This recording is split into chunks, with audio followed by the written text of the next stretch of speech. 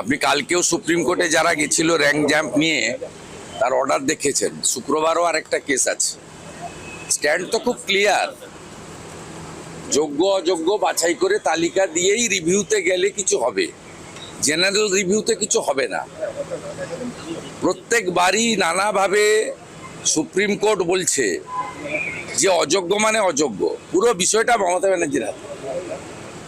এবং কালকে পরশুদিন প্রাইমারি হিয়ারিং এ দেখেছেন এজি কি বলেছে।